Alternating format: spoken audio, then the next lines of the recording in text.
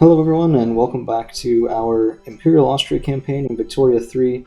Now, you might have noticed that we're no longer trying to get rid of our national supremacy law, and that's because we got a bad event, it plummeted the enactment chance, and better to just wait a little while and try again.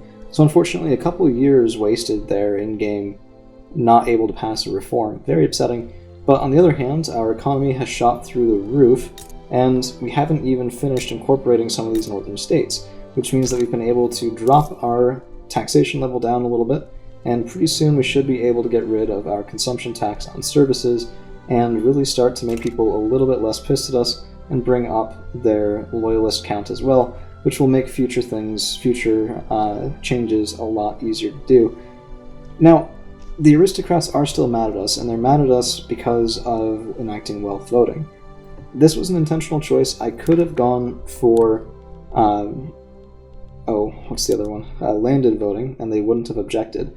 But wealth voting gets us a lot farther toward a goal of weakening the aristocracy and passing other reforms, and I'm tired of this shit. I want us to be able to form Austria-Hungary before super late in the game, and honestly, we could have done it if we'd gotten lucky, and I got really lucky the time I tried this before doing this in an Ironman. I got really lucky, and I got it at like 23%, and was able to form Austria-Hungary early, but alas, no dice this time around. And if we take a look, future plans for conquests are still stymied a little bit by our infamy, which is coming down quite a lot. We're down to 43. And that might be enough to allow us to do something soon. In fact, I think we should probably go for Mecklenburg-Strelitz. It's not a big state, but here's the reason why. If you go look at your cultures and nation formation, you have to get a certain number of control over different states to form a new country based on a region. And we don't actually have Mecklenburg controlled, even though we took over Mecklenburg, the country, previously, because of Mecklenburg-Strelitz. That would bring us up to 12, we would only need 7 more states, which is another step toward the goal, right? So, to that end, let's go ahead and start, well, could we do it right now? Conquer states, we could. Very well. Open hearth process, very nice. And actually, we shouldn't go in right now because I've forgotten we need to switch over to shrapnel artillery, and that will take some time to do. Let's go ahead and switch our steel making as well, up to open hearth. Iron consumption goes up, but steel production goes up. That's a worthwhile trade. We also need way more ammunition than we currently have, so let's get those plants a building. Oh, where? Don't really want that in Bohemia. Let's go for West Galicia, 15 plants there. That should be okay. Alright, so a lot going on. Jeez, another event. Stuff, I mean, it picks up, right? This game, it does pick up sooner or later.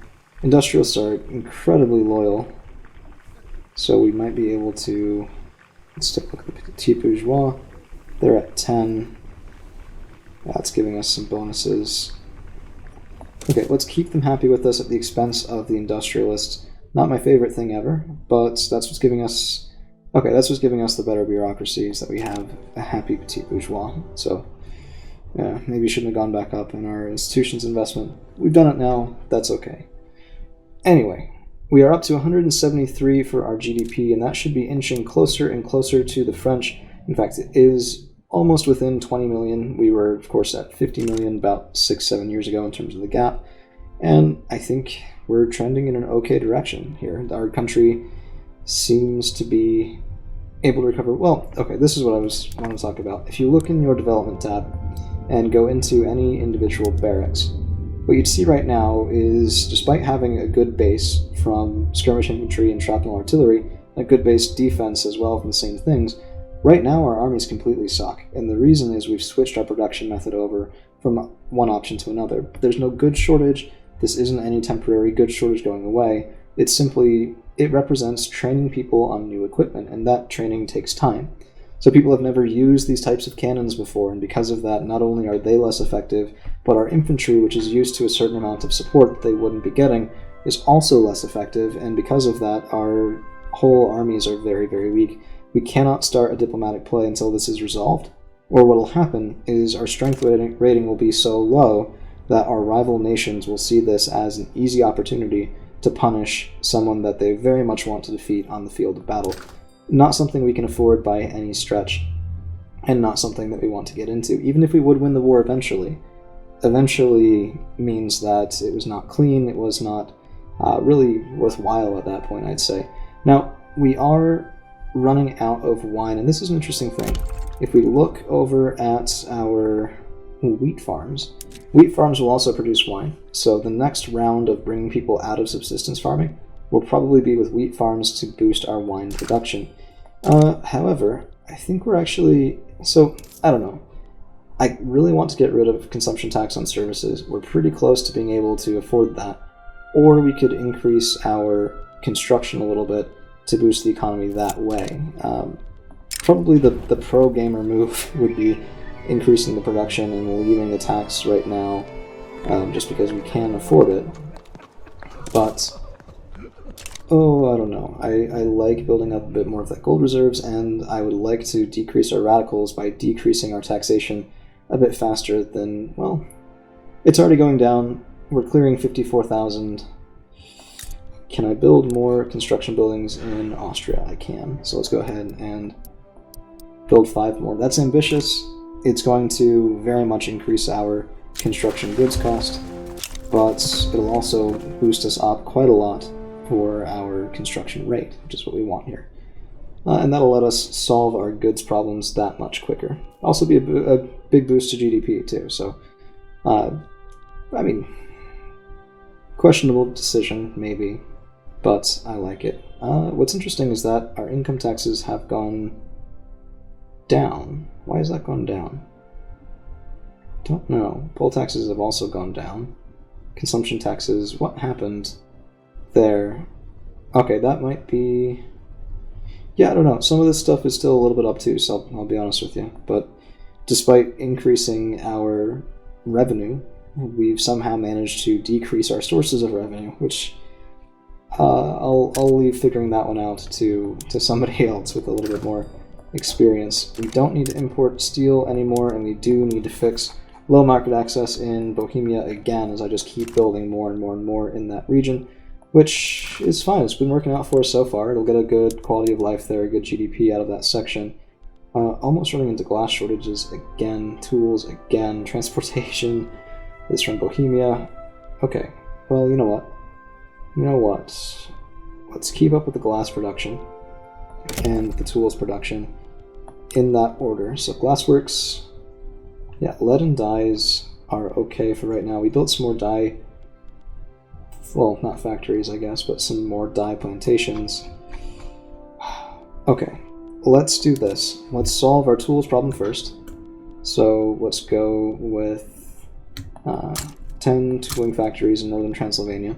Then we'll do a round of bringing people off of subsistence farming, and we're going to do that with wheat so that we can get wine because of some vineyards. And let's do electricity. Oh, that's a big one. That is a big one indeed. Okay, so if we look over an industry, electricity consumes engines. Engines then consume tools, coal, and steel. So if we look right now, we're not really ready for this. We would lose out on tools, we lose out on coal. So we're going to have to do the electrification before we can bring people out of poverty, just because it is that much more effective to have an electrified economy. So let's get a little bit more coal mines, and then we can start building some power plants. And our power plants, I want to be in somewhere that we don't think will rebel, which for me means Moravia. So let's go ahead and get 20 in Moravia. We'll also need to, after that, get some railways. So we'll do 2 more railways in Moravia, and we'll have to sneak in some engines factories while we're at it. It looks like the production increase was a good thing because we definitely need it, switching over the economy. Now we can go to electric telegraph. We're going to make our way to trench works as well. And once we get an electrified economy, we get the next level up, well, not level up, but tech level up, I suppose, of infantry. Then we can start kicking around central Germany and not really caring what our neighbors think about it.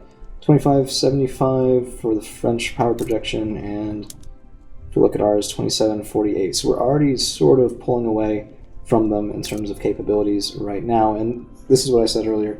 The Russians are below both of us, despite having 150,000 more men. And the British are very elite. 2747, they are probably the most technologically advanced army in the world as it stands right now. And I think there's some historical accuracy to that as well, although it's clearly not as strictly regimented to technology level as it is in this game. But yeah, it's a representation. It's not the actual thing, clearly.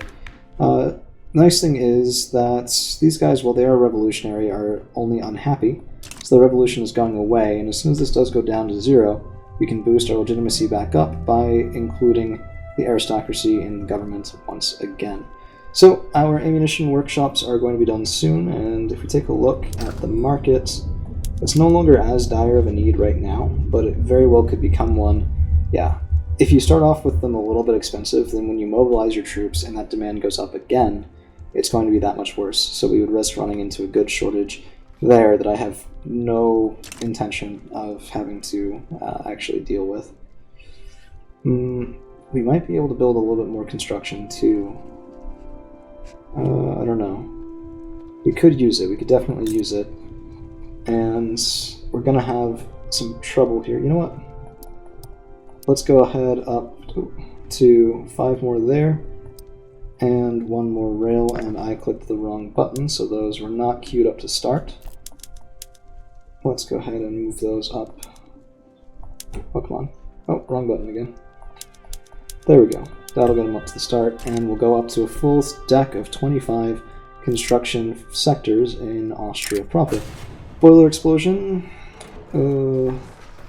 Let's favor the industrialists. And 2 more rubber rushes, so we really are starting to get into the point in the game where if you manage electricity properly,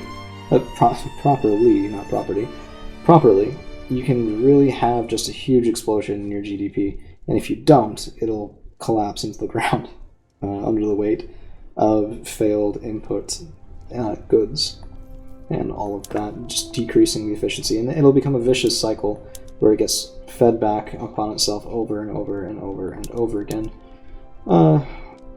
Until you have nothing left. So, yeah, once we get electricity, we can switch over a bunch of these things, and that'll be pretty nice. It will be also very nice to get more services from electric street lamps, and we need to switch over to breech loaders, so a bit of an expense there, but not too bad, and it's a good thing. Well, actually, that was a big chunk. That was quite expensive, more than I thought it would be. Youch. Okay, where's buying this that isn't getting it? I thought I had more rail than that. There's no places. Only one with low market access is Bohemia, but I suppose that's not the only demand for it. Maybe I have a bunch of places that are on the edge of being low market access, and I just don't quite know that yet.